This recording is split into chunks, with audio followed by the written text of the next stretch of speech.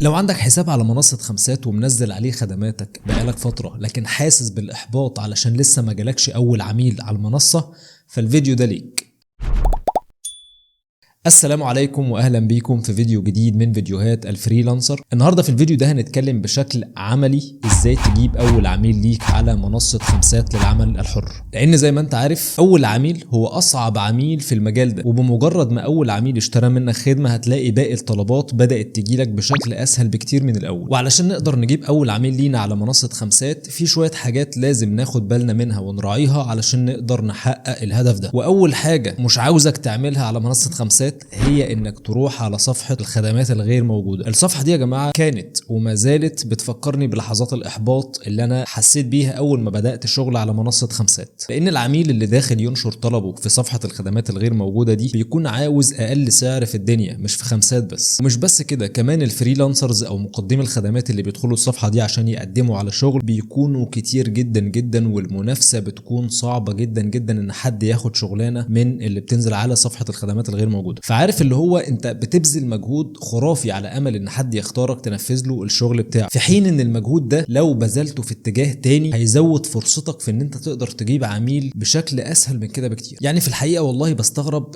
من الفيديوهات اللي بتشرح على يوتيوب، فيديوهات اللي بتتكلم عن ازاي تجيب اول عميل ليك على منصة خمسات. انا الحقيقة شفتها علشان اشوفه بيقولوا ايه. الكلام اللي احنا بنشرحه هنا في الفيديو ان شاء الله هيكون كلام عملي انا مريت بيه وجربته بشكل شخصي، والحمد لله كان ناجح ونافع معايا بشكل كبير. اللي انا بستغرب له من احد الفيديوهات اللي انا شفتها بتشرح انه بادئ اول خطوه بانك لازم تروح على صفحه الخدمات الغير موجود وتبدا تشتغل عليها وتقدم على شغل من الطلبات اللي بتنزل فيها. واللي انا مستغرب له ان الشخص هو بيشرح مثلا بيختار شغلانه لمصممين الجرافيك، دخل على الشغلانه لقى اكتر من 70 واحد مقدم على الشغلانه. المشكله بقى مش انه يقول مثلا تعالوا نشوف شغلانه تانية تكون لسه نازله علشان نكون من الاوائل اللي احنا قدمنا على الشغلانه دي، لا، يعني هو مكمل شرح عادي وكأن ان العميل فاضي يقرا ال70 طلب اللي متقدمين له علشان يختار منهم واحد. يعني ان ما كانش اصلا بيجرب، وممكن ما يختارش اي حد اصلا، وهو عارف ان العملاء او هو عارف ان الفريلانسرز اللي مقدمين دول اغلبهم بيدوروا على اول عميل ولسه الاكونت بتاعهم فاضي، فعلشان كده ممكن يستغلهم. وممكن عارف اللي هو يقعد يجرب معاك في الرسائل، ما يشتريش منك الخدمه، يقول لك وريني الشغل الاول لو عجبني هشتري منك الخدمه بتاعتك. فعلشان كده دي المشكله اللي انا بتكلم عليها. الصفحه دي مش مناسبه ليك في الاول. على فكره انا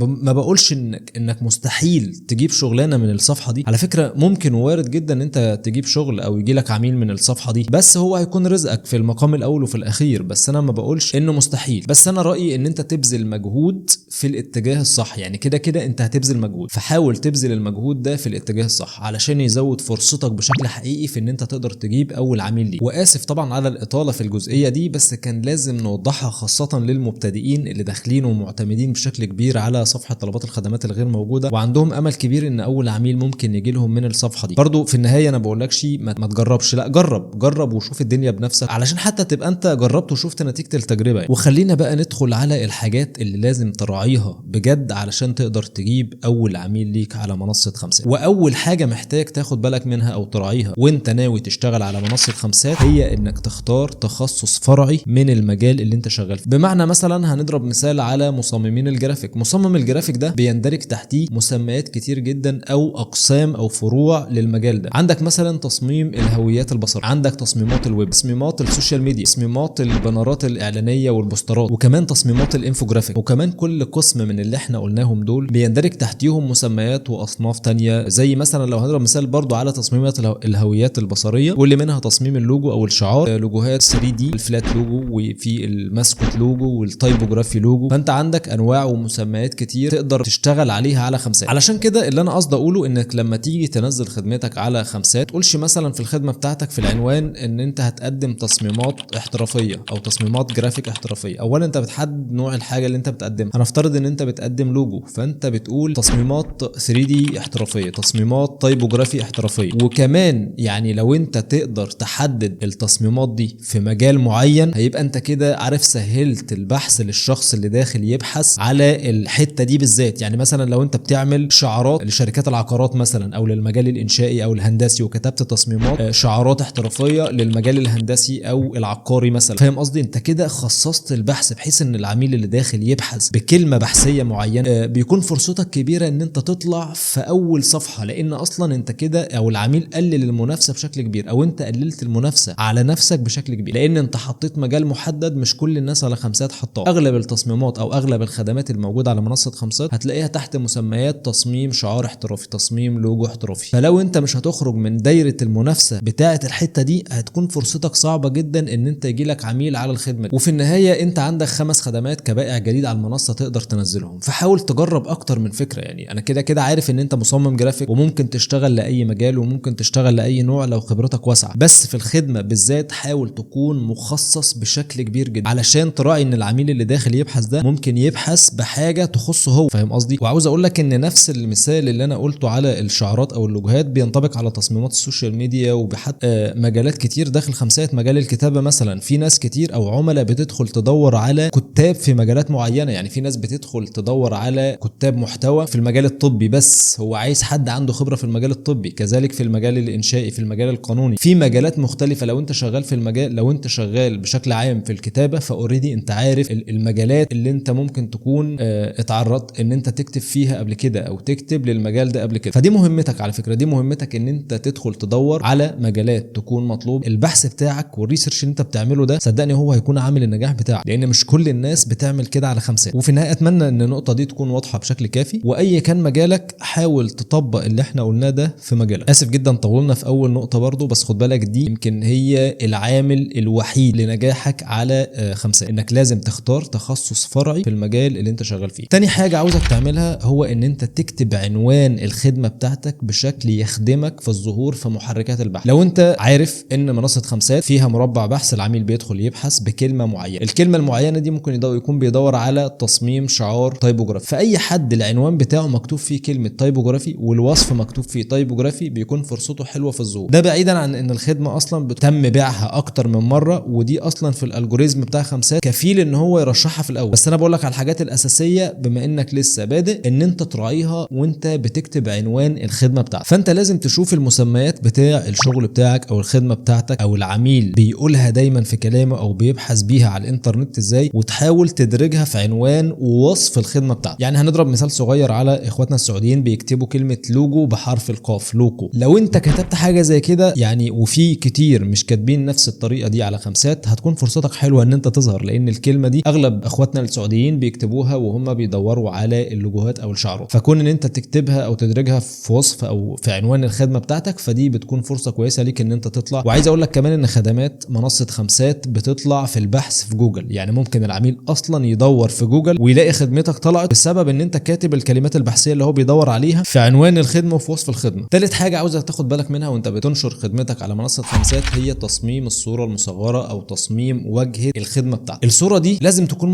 مميزه ازاي؟ اولا انت عشان تخلي صورتك مميزه لازم الاول تدخل على البحث في منصه خمسات وتكتب اسم الخدمه او اسم نوع الخدمه بتاعتك اللي انت بتقدمها، علشان تشوف حتى المنافسين او زمايلك الفريلانسرز منزلين الصور بتاعتهم عامله ازاي. لو انت مثلا في تصميمات الشعارات لقيت حد منزل في الحته اللي انت هتنزل فيها حاطط في صوره واجهه الخدمه اغلب الصور عباره عن لوجو واحد بس في الصوره، انت حاول تحط 4 صور. لو انت لقيت حد حاطط في الصوره المصغره لوجوهات كتير واغلب الناس عامله كده، حاول تختلف عنهم وتحط بس لوجو واحد يكون شكله قوي وتخلي يكون في مساحه فاضيه في التصميم. صدقني الحاجه المختلفه في الصفحه بتاعت واجهه البحث بتاع منصه خمسات هي اللي بتخطف عين العميل. برضو ناهيك ان الخدمه لما بتكون اتباعت اكتر من مره واتقيمت وفي شكلها 5 نجوم تحت بيكون شكلها حلو كده وبيدي ثقه للعميل انه يدخل يشتريها. بس دي حاجات اساسيه لازم تعملها اولا، لان انت ما قدامكش حل تاني. الحاجات دي انت بتعملها وان شاء الله هتجيب معاك نتيجه، بس برضو لما نكمل باقي الخطوات اللي احنا هنتكلم عليها دلوقتي. رابع حاجه وهي حاجه طبعا بديهيه، انك لازم تدعم معرض اعمالك بصور او بتصميمات من اللي انت بتقدمه في الخدمه بتاعتك. وبرضو نفس الامثله اللي احنا هنذكرها هنا احنا ذكرناها في النقط اللي قبل كده. خامس حاجه عاوزك تاخد بالك منها وهي ان انت تكتب وصف الخدمه بشكل احترافي يوحي للمشتري اللي داخل الخدمه بتاعتك يتعرف عليها ان انت الشخص المناسب للخدمه او للشغل اللي هو محتاجه، بحيث يقدر يطلب منك الخدمه وهو مطمن. بمعنى مثلا وصف الخدمه ده انت بديهيا لازم تكون كاتب فيه بالظبط انت هتقدم ايه للعميل، وهتقدمه بصيغه ايه، وهتقدمه بحجم عامل ازاي او بمقاس عامل ازاي. كل التفاصيل دي يفضل ان انت تكون كاتبها في وصف الخدمه عشان ما يحصلش اي لبس بعد كده. يعني انا عاوز اقول لك ان العميل بحث في واجهه البحث في منصه خمسات عن خدمه معينه، الخدمه بتاعتك طلعت في الاول علشان مثلا احنا نفذنا النقط اللي احنا اتكلمنا عليها قبل كده، ودخل على الخدمه بتاعتك. ما ينفعش اول ما يدخل يلاقي الدنيا مش واضحه بالنسبه له يقوم يخرج تاني. يبقى انت عملت كل النقط اللي قبل كده صح لدرجه ان العميل دخل عندك، وده لحد الان مكسب كبير ان العميل دخل الخدمه بتاعتك يتعرف عليك. وهو داخل على خدمتك هو داخل ومتوقع ان انت الشخص المناسب، لازم يدخل يقرا وصف ياكد له ان انت الشخص المناسب فعلا. يعني حتى لو هتكتب له ان انت اشتغلت في نفس المجال او التخصص ده لاكتر من كذا سنه، وقدمت الشغل ده لعملاء كتير في نفس المجال ده، زي ما احنا اتفقنا فوق ان احنا هنشتغل بشكل متخصص. سادس حاجه بقى، عاوزك تعمل تسويق كويس لخدمتك بعد ما راعيت الحاجات اللي احنا اتكلمنا فيها فوق، ودي حاجات اساسيه. بعد ما اتكلمنا فيها وعملتها بشكل كويس، اخر خطوه هي ان انت تعمل تسويق لخدمتك بشكل كويس. هنعمل تسويق لخدمتنا ازاي؟ تقدر تعمل تسويق لخدمتك على يوتيوب او على جروبات الفيسبوك او على حتى بنترست. انت تقدر تعمل شرح ازاي بتصمم لوجو معين في مجال معين او بنظام معين وتنشره على اليوتيوب، وتكتب في نهايه الفيديو ان انت لو محتاج لوجو زي ده فهتلاقي رابط خمسات تحت الفيديو تقدر تطلب مني